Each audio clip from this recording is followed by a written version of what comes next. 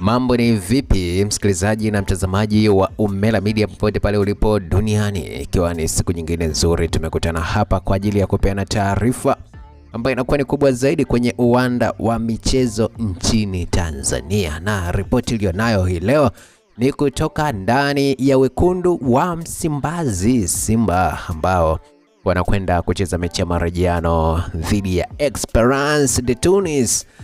Mechi ambayo inakwenda kupigwa kwenye dimba la Benjamin Mkapa mara baada ya kuwa wamepoteza mechi yao ya kwanza ambayo walicheza pale Tunisia kwa bao 1-0. Simba Sports wanaingia katika mechi hii ushindi kwao ikiwa ni lazima, kwa sababu wamebakiza mechi 3 peke yake. Meneja wa kitengo cha habari na mawasiliano kutoka ndani ya Simba Sports, Ahmed Ali, ameweka wazi kwamba wana Simba lazima wajue kwamba hii mechi ni ya kufa na kupona, na kazi yao iliyosalia kwa hivi sasa ni kujaza uwanja wa Benjamin Mkapa kwa ajili ya kuwapa sapoti wachezaji wa Simba Sports ambao wanakwenda kupambania bendera ya mnyama siku hiyo.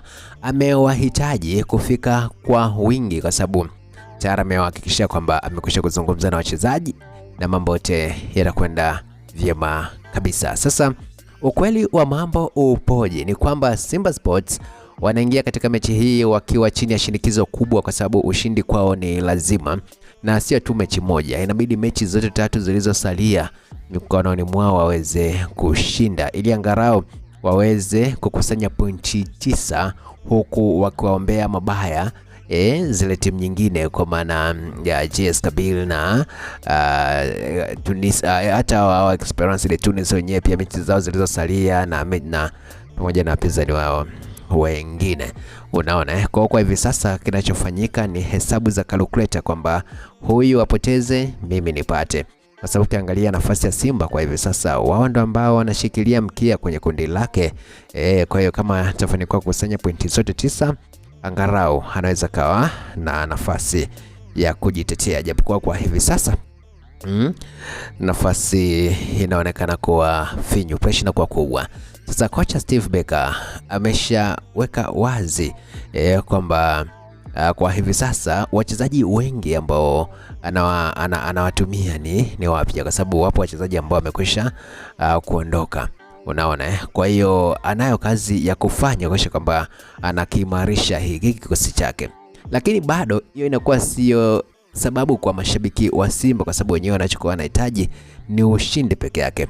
Kumbuka kwamba Simba wamekuwa wakifika hatua ya robo finali katika miaka mingi sana ya hivi karibuni.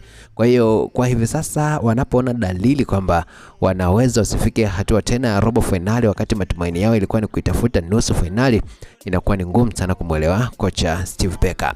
Unaona, lakini pia hata viongozi wao pia inakuwa ni ngumu kuelewa vile vile. Kwa hiyo manake ni kwamba kufa na kupona, Simba lazima wapambane wawezavyo ili kuhakikisha kwamba wanafika hatua ambayo hadi wakianguka wafike pale pale kwenye hatua ya robo finali.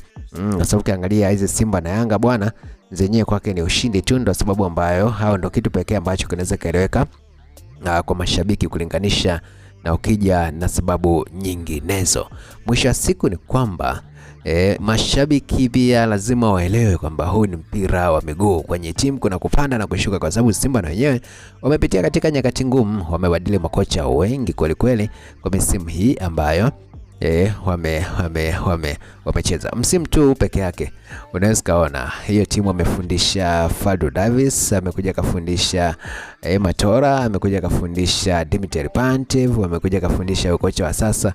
Wanafika makocha takriban 4 ambao wameshika nafasi ya kocha mkuu. Sasa unaweza kaona, na hapo kumbuka kwenye ligi ndo kwanza hata raundi ya kwanza jaisha, lakini tayari makocha wamebadilishwa wengi kweli kweli. Kwa hiyo unaweza kaona hapo kwamba kuna muda inabidi sasa mashabiki nao waelewe viongozi kwamba na wao huenda kuna kitu wanatafuta, lakini na wao waelewe pia viongozi kwamba nao huenda kuna kitu wanatafuta kuimarisha kikosi chao, kwa sababu hizi ni timu ambazo zinajikuta viongozi wanajikuta kwenye pressure kubwa, kwa wanafanya maamuzi muda mwingine kwa ajili ya kuwafurahisha hao mashabiki. Sasa wakati wanafanya maamuzi ndo hapo anajikuta amekosea zaidi.